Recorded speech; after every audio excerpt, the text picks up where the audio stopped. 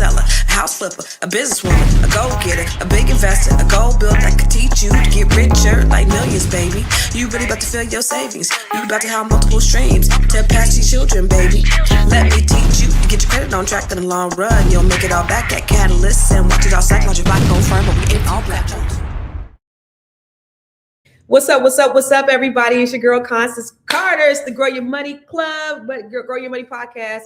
And I always like to talk about ways that we can grow our money and not blow our money. Today is Monday, and today is Money Monday. I like to talk about money on Mondays because I think it's extremely important that we have these conversations and we know exactly where we are financially. But I never try to have conversations with you without trying to have a solution. But I was actually watching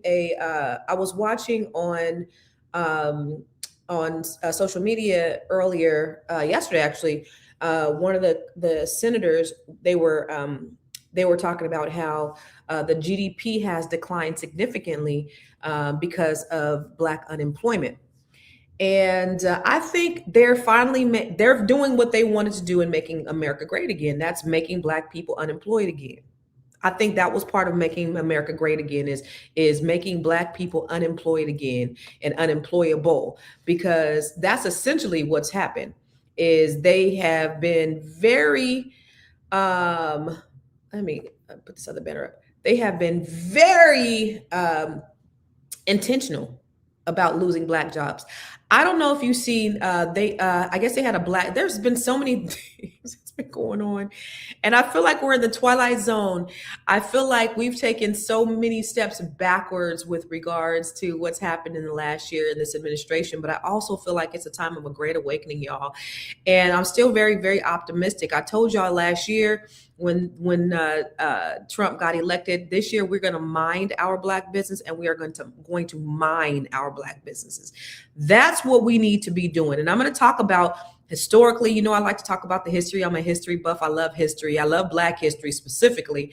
And so I want to talk about the historical aspects of this, but I also want to talk about what this means for us now and how we're moving forward, because there has definitely been an intentional effort to push Black people out in every way imaginable.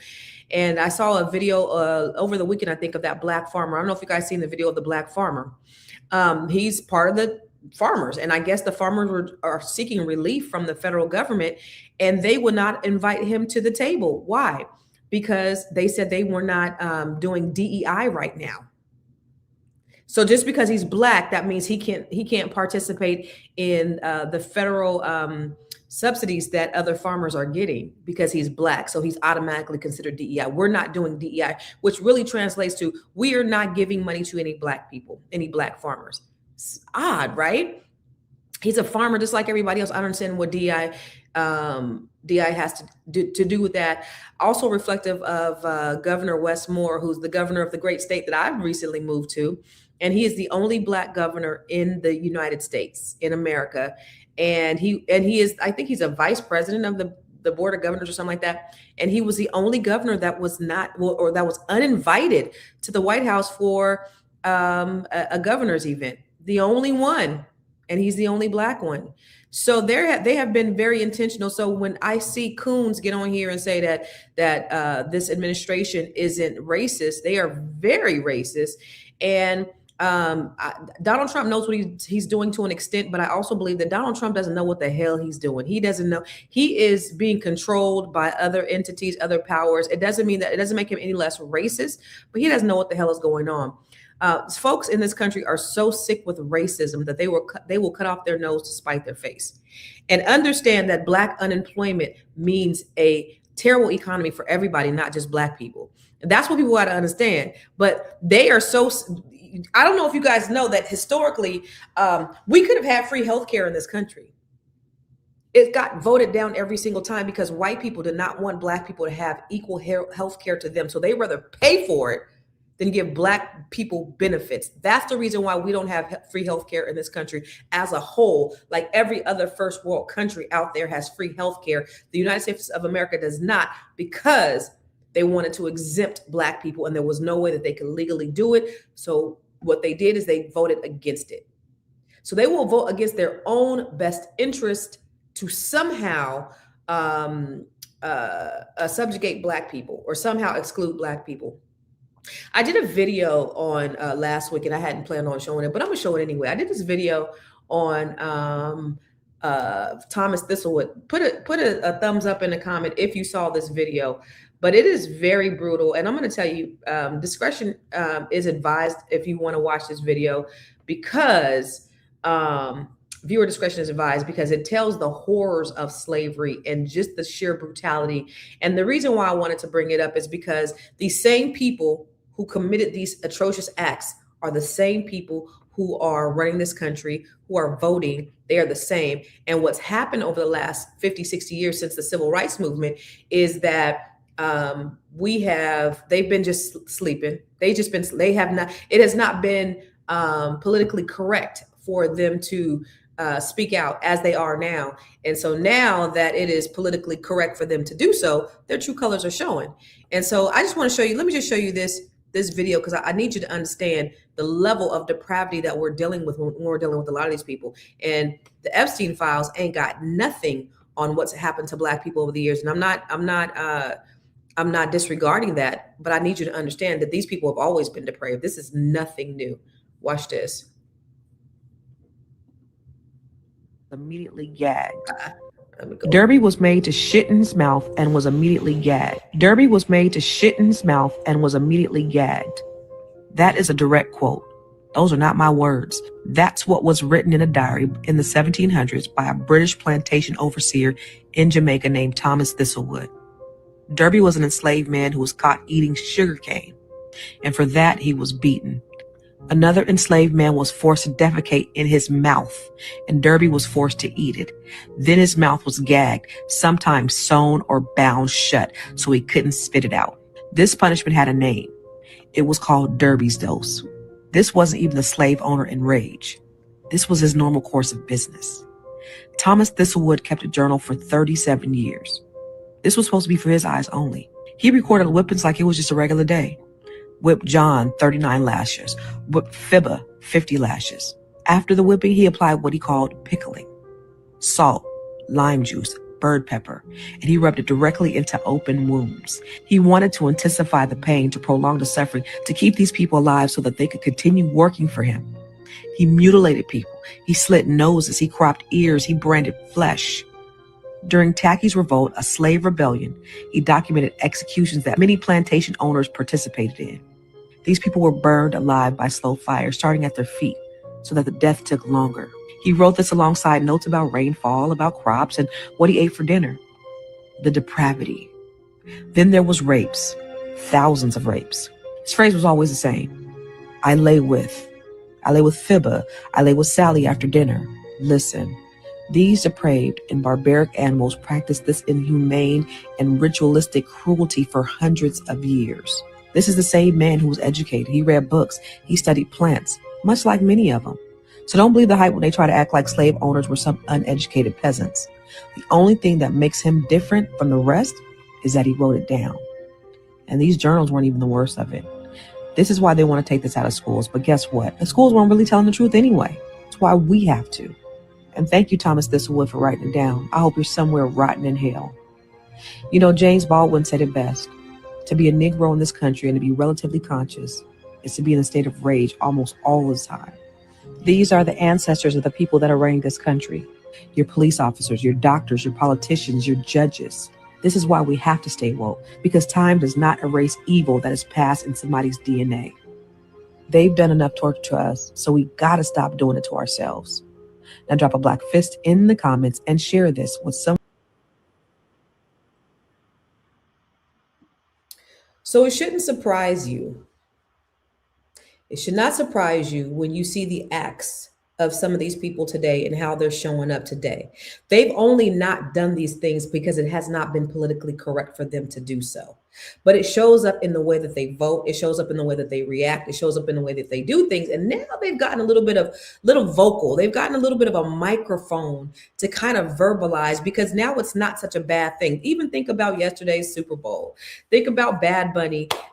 He's from Puerto Rico. Puerto Rico is actually American, right? Puerto Rico is actually part of America, but these white nationalists, these Zionists, these white Christian nationalists on TBN, no less. Where when I was growing up, everybody I knew was watching TBN. A lot of folks that I knew followed Paula White. And when it comes down to having to pick good versus being white, they're going to choose being white every single time over doing the right thing. They're going to pick their privilege. They're going to use God when it's convenient and only for their privilege, but not to help anybody else. So this, I find it odd. But when we talk about things like unemployment, when we talk about the economy and Black wealth and all these things, and one of my favorite mentors said that white people ain't thinking about you. They thinking about their families, their children. No, they are thinking about you. 100%. I do believe. I respectfully disagree. I believe that they are, and I believe that they are very intentional, and they are working every day overtime to disenfranchise you, but not like a lot of us think. A lot of us think that the powers that be, they just want to stay in power. They don't give a damn about poor white people either. They don't give a damn about nobody. It's the poor white people that hate Black people. And what the powers that be do is they just keeping everybody distracted so they can keep getting more and more and more and more money, keep everybody else hating each other. Remember, Lyndon B. Johnson said, if you can convince the lowest white man that he's better than the best colored man, he won't even know that you're picking his pockets. That's all that they're doing, is keeping us divided. Think about back on the plantation when they had the Irish people who were indentured servants. Don't get it twisted. They were not slaves. They were not chattel slaves in the way the Black people were chattel slaves. But you had these Irish people that were indentured servants that worked alongside of Black people, and they had to work it off for a period of time, and then they became free and they were able to integrate in society. However, what they realized very early on was that race is a social construct. That's when race became a social construct. What's up, Boyce Watkins? He's calling me right now. He's not watching me, obviously. I'll hit him later. But race, this is where race becomes a social construct, because that's when it was, European or French and Portuguese and Irish. They were all very different. But when they became the same was when it was to go up against Black people. And so that's what they had to do. They had these Irish indentured servants, and they said, wait a minute, you know what? If they start to outnumber us, and if they get too powerful, then they may overpower us. So what we going to do? Smart. Let's make these Irish people over. Let's make them white. And now let's put them over Black people. And the most cruel punishments came from the Irish overseers, because now they wanted to assimilate with the powers that be. And the powers that be didn't give a damn about them Irish people, because they were poor, they were peasants. They didn't care. They just wanted to keep their power. It's the same as today, ladies and gentlemen. The power that be does not care about poor white people, nor do they care about poor Black people. What they care about is power. And they use the oldest trick in the book to keep people divided. And what's happened to us as Black folks is we have adopted a lot of the talking points, which kept us oppressed. Because listen, as a man thinketh, so is he. So as soon as we stopped working for free, we became what? Now we're lazy. Now we're shiftless. Now the white folks, they invented welfare for white people. As soon as Black people got on welfare, now we're the welfare queens. Now welfare is a bad thing. It was good when it was helping white people. It became bad when it started helping Black people. It's all of these things that I don't think that we really understand, because a lot of times we've adopted the same narratives that they've put out there about who we are. But you got to think about this, even in spite, because I'm going to talk about this unemployment at an all-time high. Even in spite of all of that, we are so resilient. Black people have always been twice as more unemployed as white folks. We have. That's just the reality since they started keeping track in the 1940s. We've always had twice the amount of unemployment as white people. And now it's surged even higher because of what's happened in the last year. In 2025, we've gone significantly higher in unemployment because of what they've done. But we got to understand that this is a fight, and I need you to really rock with me here, because understand that because people will cut off their nose to spite their faces. What they don't understand is that by them unemploying us, it affects them because it affects the whole economy. Black people have $2 trillion of spending power. And if we can't spend it, if we don't have it to spend, it not only affects us, it affects you too. If Black people can't pay their rent or they can't pay their mortgage, it's going to affect their landlords or it's going to affect their mortgage companies. And therefore it's going to be a ripple effect. So y'all so worried about disenfranchising Black people, but don't understand that it actually comes back to disenfranchise you. But you're so sick with racism that you don't give a damn because it ain't affecting you. But it does affect you, and it affects you indirectly initially, but it's going to affect you directly eventually. So when you kill Black unemployment, guess what? Our rent, we fall behind on our car payments. We stop buying foods. Do you know when they laid off all those people in the federal government, it also affected the restaurants around there. It affected the economy in that area as well. So it just doesn't affect the people who lost their jobs, but the people who they went to lunch at their restaurants, they were then affected. Everybody gets infected. Like you think we ain't going nowhere? No, we spend money. If we were a nation, we will be the 5th largest nation. Our economy, our GDP took a hit of $72 billion or something like that. $72 billion lost GDP because of Black unemployment. Come on now. So we have $2 trillion of spending power. You don't think this is going to affect you? It absolutely does. But we're still here. We're still resilient. And we've been that way since the inception of this country. When we worked for free, we made something out of nothing. When you subjugated us, when you wouldn't allow us to go to your schools, we created our own schools. And guess what? Black kids were performing much better when they were at their own schools. We had our own hotels. We had our own restaurants. We had to make do with what we had, even though you gave us your scraps. That tells you how resilient Black people are because we took your scraps. We took your damn chitlins and we made a nasty ass delicacy out of it. Because that's what we do as Black people. We make something out of nothing. And so now when you have folks who are now starting to feel the burn, because understand that the government doesn't care about poor people, whether they're Black or white. That's why you see ICE attack even white people, because they don't give a damn about you either. But you're so sick with racism that you are fighting with us when we all should be really fighting them, and we're not. And that's the thing. And that's the thing that we have to understand. I want to real quick, I need to tell you why we're here, because I always like to give a solution, but I have what's called the Grow Your Money Club, and I'm going to be right back. While everybody else is out here blowing their money, you about to be growing your money. How?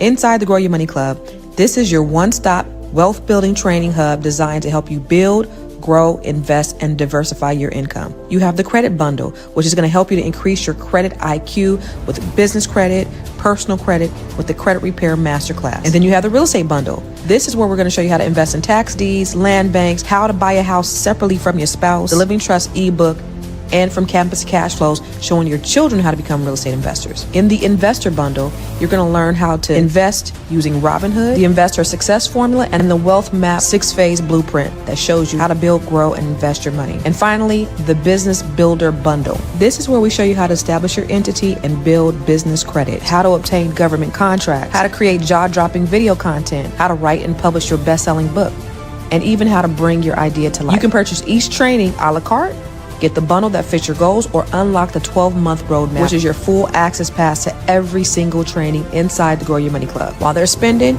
you stacking. While they're watching, you winning. Join the Grow Your Money Club today.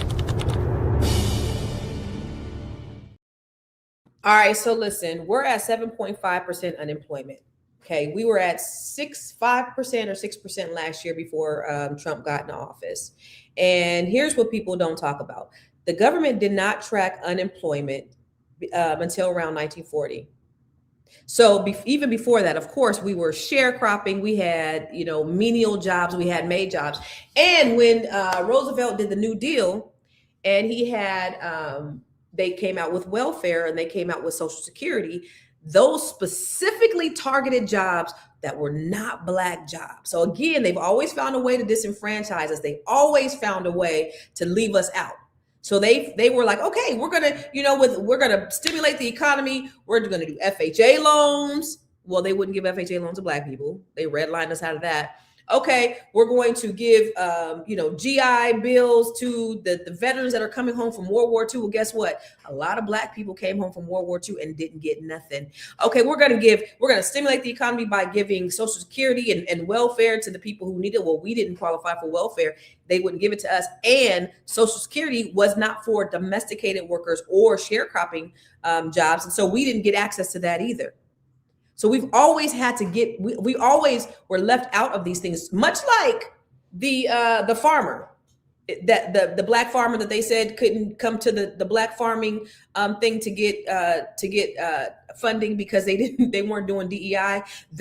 Listen, America is great. It's back to where it was before. That's where they're trying to push it back to where we didn't have advantages. But listen, y'all, we do have advantages because they didn't fucked around and gave us internet. They didn't fucked around and gave us AI, and we have access. I only bring all of this stuff up, and I always try to give you a historical perspective because I want you to understand where we've been so that you can know where we are, so that you can know where we're going. But you have to have an understanding of this because it's so paramount that we open up our eyes and we start to see differently, we start to think differently, and we stop depending on them. 30,000 Black women lost their jobs. 30,000 Black women within 5 months of Trump becoming president. 30,000 Black women lost their jobs. Good portion of them were federal government jobs. Remember when Elon Musk came with his what was that saw, that axe or whatever, and he's cutting. And Doge was a complete failure. So now, as a result of Doge coming in, now we don't have services. Now, IRS. Well, I'm kind of glad that the IRS, they cut a lot from the IRS, but a lot of the services are no longer there. So what happens now? We have to wait a lot longer. We don't have access to a lot of things that we had before, and they did that without even thinking. There was no thought to it. You know why? Because Trump doesn't know what the fuck he's doing. And he has people just in there, whoever gave him the most money, and a whole lot of people gave him, I should have had that on here. A whole lot of people, all the Trump donors, all these major corporations that we patronize every single day. I was just having a conversation with a friend this morning, and it was like, he was saying how, he always goes to Chipotle. And I said, well, Chipotle just gave $15,000 ice. And he was like, oh, it's going to make it easier because, I need to stop going to Chipotle anyway. But it's like, okay, but I can't go to Home Depot because Home Depot donated to Trump. We ain't going to Target. Okay, that's cool. But we still going to Amazon. Well, Amazon just paid $73 million for Melania's whack ass biography or whatever that movie, that whack ass movie. So we're stuck in the matrix. Because if we don't patronize them, then we don't eat. We can't get Amazon. And that's the reason why we have to pick and choose who we're going to dismantle. So Target was on the chopping block. Now we got to move to something else. Amazon is so damn convenient. What are we going to do? How do we get away from being dependent on Amazon? Because now, since Target's gone down, Amazon has gone up significantly. We're not walking in I have not been in Target, but I drove by Target the other day and I saw, I live in a mostly Black area. So if Black people ain't shopping there, ain't nobody shopping there. But it was Black folks coming out, but it's not as full as it used to be when we were shopping. I said that to say that we're all caught up in the matrix. But we still have to survive. We still have to thrive. But there are things that we can do to make sure that we insulate ourselves from becoming victims, because they're trying to make us victims. They're trying to take it back to the 1930s and 1940s and 1920s. They're not going to succeed, because we got to look at what we did with the scraps that we got in the early 1900s. Look at the shit that we built with that. Look at the culture that Black people created with that. Okay. So now we got some scraps because we already are hella smart, hella brilliant, hella resilient. So look at what we're getting ready to do with that. But understand that when you take away from us, you're taking away from yourself.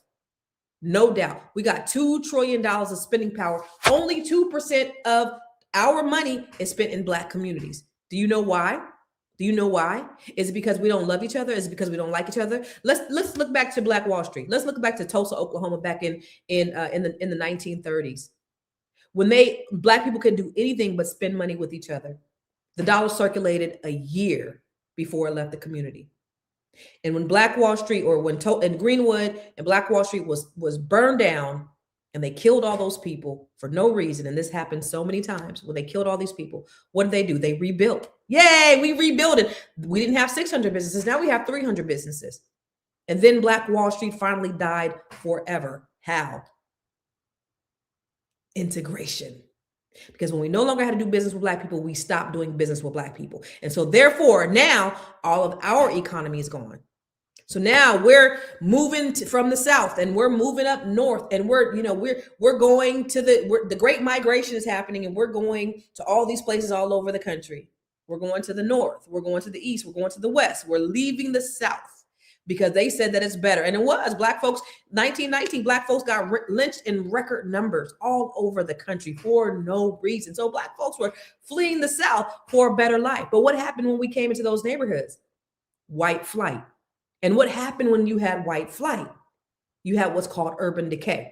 Because when white people left the urban areas, the white economies sank because businesses started closing their doors. Government stopped their investments in those communities. So they didn't turn to ghettos because Black people are just trifling and shiftless and lazy and that we don't take care of nothing. They turned into that because the federal government also aided in starving these communities so that they would turn into shit, so that they would be blighted. That was part of an effort from the government. That now you have these communities, we don't got no jobs, right? Take the jobs out. We don't got no local economies. We're a social experiment at this point. Let's just throw some drugs over there. Boom. CIA throws drugs in these communities. And so we're going to put some guns over there as well. Let them kill themselves and be on drugs. This is all these things that happen to us. Not everywhere. And so I need people to understand that there are certain areas that we have been disenfranchised, but Black people are thriving in a lot of other areas. We are not only victims, we are victors at the same time. Two things can be true at the same time, right? But these are systemic or systematic things that have happened in our communities that have gone on, that have tried to destroy us time after time after time. And through it all, we've been able to rise like out of the ashes like phoenixes. However, this right here, what we're going through with this unemployment, is a continual of the attack. So now we were able to kill them. All right, we can't really kill them no more because it's kind of bad. It's bad optics. How do we look around the world? We can't look like, because Hitler took his playbook from the United States. We can't really kill them no more. So what do? We allow them to kill themselves. We starve them. We put them in poverty. We take out these local economies. Again, we still were able to spend money back then, but when you take away the jobs and you take away the things that we can spend money with, now we can't spend money in these communities. So let's take all this stuff away and let's continue to over police them, send them to prison. Remember, there's more people in prison now than there were when they were slaves, and there were slaves during the slave time. The 13th Amendment says that the abolishment of slavery is abolished except for in the instance of prison. So we still have slavery. It's just slavery of another name. So now we want to send them to prisons, and we're going to give them diseases. The Tuskegee experiment, where they gave Black men syphilis. They have been sterilizing Black women, the Mississippi appendectomy, where they've sterilized Black women for against their will. They have been sterilizing women in California up into the 2000s, y'all. This is not anything that is ancient history. This shit is going on right now. Again, a direct attack against our people. So this thing with unemployment is just another wrench. It's just another obstacle that they're throwing in our way. Excuse me. So what happens when you don't have the economy of Black people? Your tax revenues fail in your cities. Because how am I going to pay my mortgage if I ain't got a job? So now your foreclosure rates are going to go up. Your tax bases fail, right? Your public services get cut. There's going to be labor shortages in roles that we really, really, really need. Then the wealth gap rises, which is what they wanted. Remember, there was an article in Forbes magazine in 2017 that said by the year 2053, Black median wealth was going to be a zero. And I don't believe that, because I believe that we do have the great equalizer, but they're doing everything in their power to make sure that happens. And so we have to do everything in our power to make sure that it doesn't. So what do? What can we do to make sure that we are insulated. I've said this from the beginning, it doesn't change. The blueprint and the game is the same. We have to start becoming owners. And I realize that everybody is not meant to be an entrepreneur. I know that, y'all. Everybody can't own a business. I get that. But if you can't own something, at least have multiple revenue streams. You got to have money coming in from other places, because if you don't, then when if your job lays you off, all these federal employees got laid off. Some of them had 401k, some of them took early retirements. That's cool. But they didn't have anything coming in from anywhere else. So what happens? Now you stuck. What the am I going to do? Now you're scrambling. Now you're acting in desperation. Now you got to go get a gig. Now you probably got to go drive an Uber or do something else, right? You have talents and skills. You don't have to necessarily quit your job to make other money to where you're doing other things. There is something that you have on the inside of you. People will pay you handsomely for it, and you just don't even know how to get to it. You can do it. So the Bible says, have 7, no 8 revenue streams, because we never know when a disaster is going to strike. And a disaster can strike at any time. You can lose your job at any time. A divorce can happen. A death can happen. COVID happened in 2020. All these things can happen. And so if you don't have multiple revenue streams, you're going to get stuck. And what you don't want to do is be dependent on the government. Never. Okay? So being an owner or having some type of business is paramount. I mentioned that we have $2 trillion in spending power, and I went on and ran about Black Wall Street. But the reason why only 2% of dollars, of Black dollars, are spent in Black communities is because Black people don't own businesses in our communities. Less than 3% of Black people are the business owners in Black communities. So when you go to these Black communities, I live in a Black community. It's an affluent Black community. I got people around me that make a lot of money, but a lot of the businesses out here are not Black owned. So we're still not owning the businesses in our Black community. Most of them are owned by outsiders. If you go to an Arab community, you're going to see a Black owned business? No. If you go to a Jewish community, you're going to see a Black owned business? No. If you go to an Asian community, are you going to see a Black owned business? Absolutely not. If you go to a Hispanic community, are you going to see a Black owned business? No. But you're going to see all of them motherfuckers in Black communities. So we have to take our ownership back. Sometimes it's not about your skills and your talents. Sometimes it's not about your passion. And sometimes it's just about fulfilling a need. So perhaps they're fulfilling a need. We see them, in certain areas, they have these check cashing places. They have gas stations. They have hotels. This may not be your passion, but there is a need for a Black hotel. There is a need for a Black gas station. There is a need for Black check cashing places. You don't got to take advantage of people, but there's a need for that. So there's a need. You see a need. You can actually fulfill a need. There's a way for you to get funding and financing. There are discriminatory practices everywhere. We know that less than 1% of Black people actually get venture capital funding for their businesses, but there's other ways that you can get funding. You can do crowdfunding. So you can say, hey, I have a great business plan. I got a great business idea. You can go into a crowdfunding website and raise money for your business or your business idea, and people will support you. You can get business credit. So if your credit is good and you want to start a business, is what I always tell people. If you have some type of entity, it makes no sense for you to have an LLC, but you not have a business credit card to go with it, because you can get it like that. And that business credit card could be the thing that's funding your business while you're trying to build it. So you don't have to bootstrap everything. You don't got to pull everything out of your pocket, but there are ways that you could do it. There are things that you could do. You could make a way out of no way. Berry Gordy, I loved what his family did. They kind of had a susu kind of.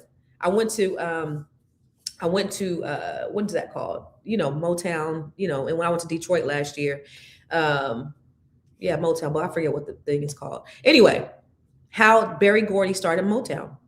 What he did is his family, they were so progressive in their thinking.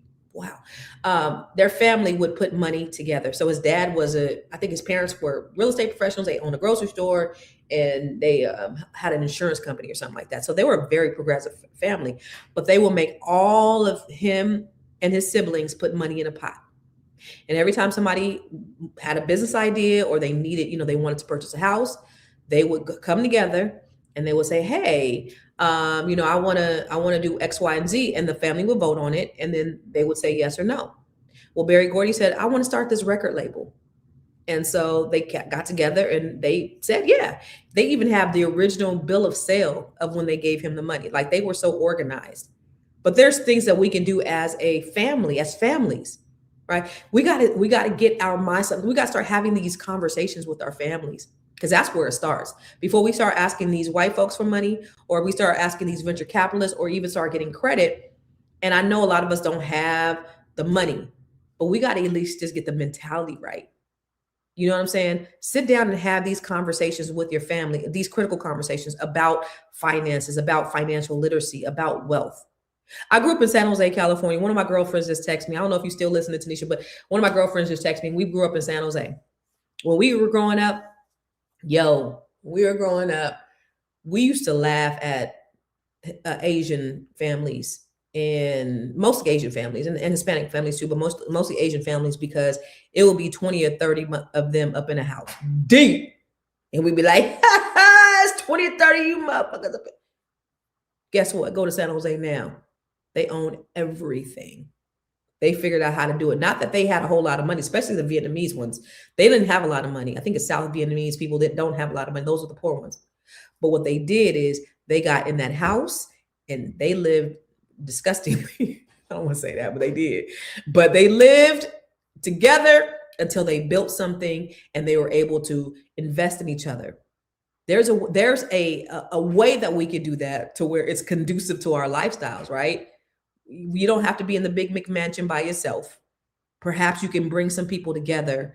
And you could have, somebody said last week, multi-generational living. So maybe your mom, your children, all of you guys are in the house and all of you are working in concert to make sure that everything is running and you are all investing in each other. So y'all have a pot. And maybe you just put in $100 in a week or $100, a couple $100 in a month or whatever, but you're building together until you're able to, one person's able to get out and do something. We investing in this person, and then we're going to invest in this person. We're going to invest in this person. But now more than ever, we have to lean on each other. We can't be thinking about this rugged, Eurocentric, individualistic mindset that we have been taught. We cannot. Black folks, we are communal by nature. We've always been. It's in our DNA. And so we have to have a community of people that we're working with. And that's why number two, practicing collective economics is paramount. The reason why Black Wall Street failed the second time was because we failed to do business with one another, because when we no longer had to do business with each other, we stopped doing business with each other. So I don't give a damn what nobody says. I'm always going to go Black first. Doesn't mean I'm anti anybody else. Other people do it unapologetically. But as soon as Black folks start talking the same talk that everybody else is doing, then that's when it becomes a problem. Why wouldn't I go to somebody that other people refuse to go to just because of the color of their skin? If you've ever been to any of my offices, so Black owned business, we were Black owned, we were not Black only, right? So I had everybody working for me. So just because we were Black owned didn't mean I'm not anti anything else. We're Black owned. However, not a lot of white people work for me, not because I did not want them to work for me, but they did not want to work for me simply because I'm Black. Beautiful office, beautiful vibe, beautiful energy, beautiful setting, pristine. You come over, my office is on the water. Furniture's very modern, Art Deco, beautiful. The energy is amazing. The greeters are on point. It's clean. Environment's great. Energy's great. And the few white people I did have working for me, they go, I didn't know that people were really racist. Well, what do you mean? They asked me why I was working for that Black company, but they don't know that I made 3 times more than I ever made working for, as a top producer, working for the big franchise companies. I make 3 times more with you, Constance, than I made working for a Prudential, a Coldwell Banker, a Keller Williams. And folks wouldn't come to me because I'm Black. And that is simply okay. I was okay with that. I was okay with attracting the people that we needed to attract. It was what it was. But I'm telling you, the first thing that I will do is I'm always going to work with somebody Black, because other people will not work with them simply because they are Black. Now, it doesn't mean that every Black person does great business. I'm going to give a Black person the opportunity to not do good business first. And then before I X them off the list, I'm going to talk to them and try to give them positive feedback. Hey, this has been my experience. This is my experience. This is what happened. And sometimes and I've done that. Sometimes they're receptive and sometimes they're not. Okay. but I've definitely done it, and I'm never going to stop going to Black-owned businesses first. I remember one of my agents saying, all the people that you choose to do the work here are all Black. Yeah. Period. So there was no explanation needed. It was what it was. I'm always give us an opportunity first, because other people will not give us an opportunity. So we got to start practicing collective economics. Also, maintain your credit, people. I know during this time of uncertainty, you may have to let some things go. If you are one of those 300,000 people that were unemployed, call your auto company. Tell them what's going on. Tell them I need some deferments. Call your mortgage company. If you've been laid off, your mortgage company will work for you. They will do deferments. It's easier to get your deferment from a house that you own than from a house that you rent. If you late on your rent 5 days, you will get a notice to vacate. Okay? Unlawful detainer, a notice to pay or quit. That's what you will get. If you have a mortgage, then your mortgage company will work with you. They will do a loan modification, they will do a forbearance, or they will do a deferment. So call all your creditors and say, I'm having a hard time. I just got laid off. Please defer my payments as long as you can. Some will do 30 days, some will do 90 days. But get that damn deferment so that you will not F up your credit. Okay? That's another thing, because your credit is going to be key. Now, you can rebuild credit, but your credit is leverage to build wealth. Okay? So make sure that your cash flow, try to, hopefully you guys have put some money away. Hopefully you got some investments in some stock, your retirement. But now it's time to really cut some things back. Download the Rocket Money. There's some other apps out there, but it'll tell you everything. It'll give you a snapshot of your entire budget, your financial situation. This is how much I spent. This is how much I made. It'll look at all that stuff, and then it'll say you have all these subscriptions. A lot of times it will have a $15 subscription here, a $10 subscription there that we have even forgotten about. And so get rid of all that and try to cut as much fat as you can, minimize as much as you can. You might not need that latte. You might not need that cable.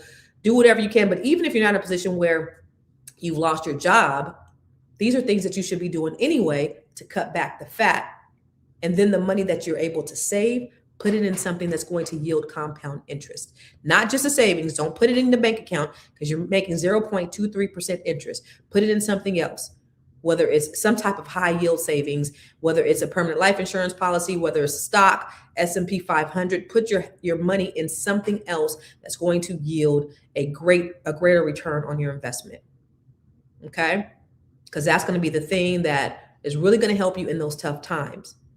Because imagine, they say we need 6 months of our bills because we never know. Most people don't have a month. Most people are living paycheck to paycheck. And most of us are a paycheck short of being homeless. So it's important that we definitely get in on business ownership, investing. So take your money out the bank and put it in things that are going to generate compound interest.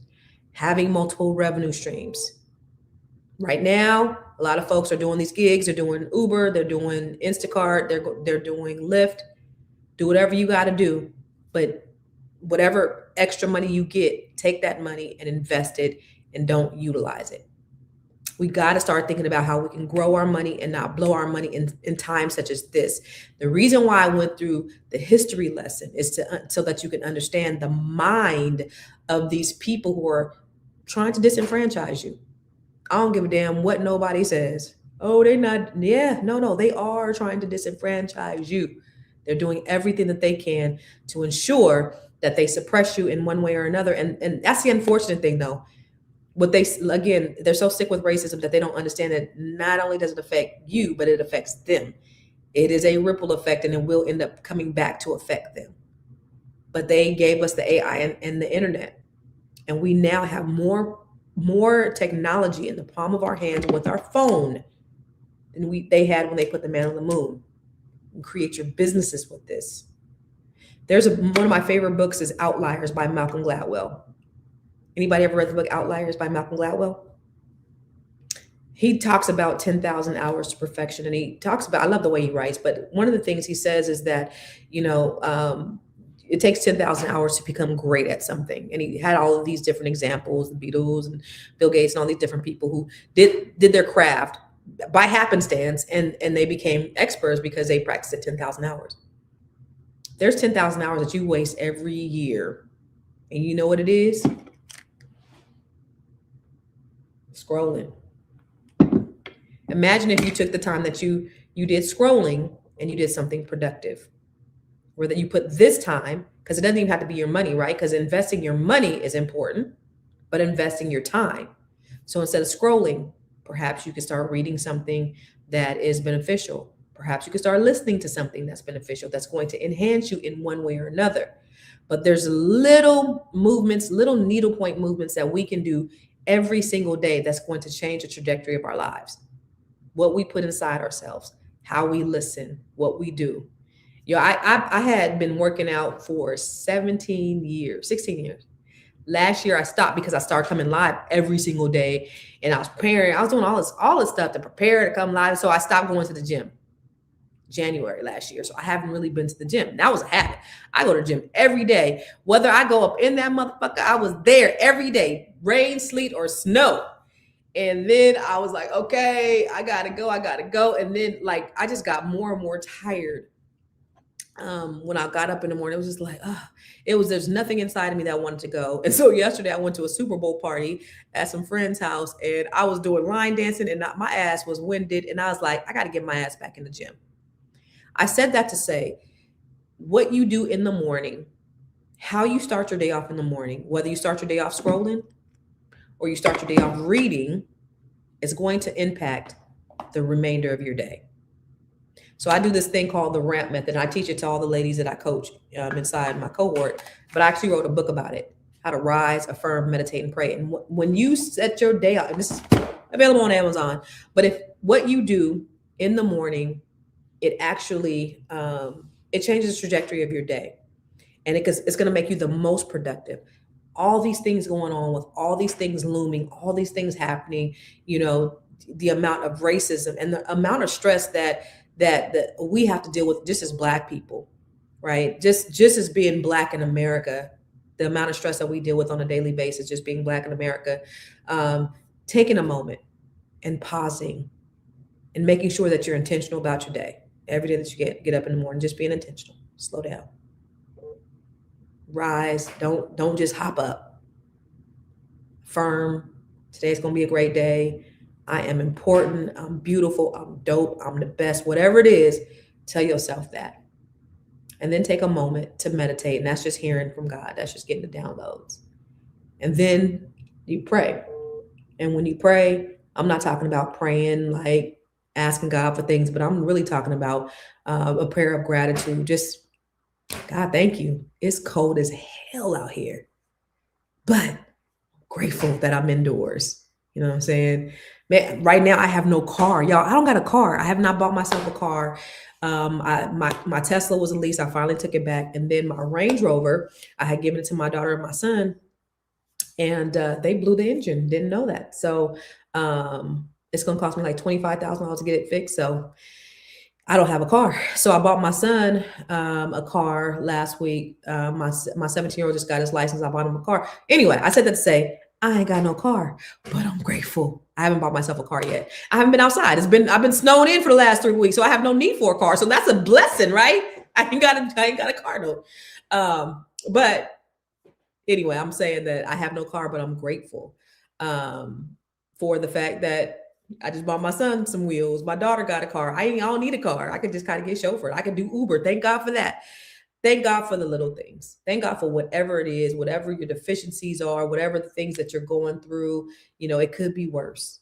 It could be worse. So starting your day off that way is going to make sure that you're productive, and it's going to open up your world to so much more, all the blessings, right? So regardless of what's going on with the federal government, there's things that you can do. And I mentioned them: ownership, collective economics, keep your credit multiple revenue streams, and how you wake up and how you direct your actions so that you can have the most productive day. That's going to be the game changer for you. It's going to be the game changer for you. All right. So I've been on here long enough, and I think I have a meeting in a little bit, but I just wanted to share that with you today. And hopefully I brought you some encouragement, because I did not mean for it to be all about the doom and gloom. I always try to give you solutions. I don't want to just talk about the problems, because a lot of us are unemployed, but now it's time for us to start building our own. There's a need. Fulfill that need. Less than 3% of businesses in Black communities are Black owned. Fulfill those needs. All right. See ya.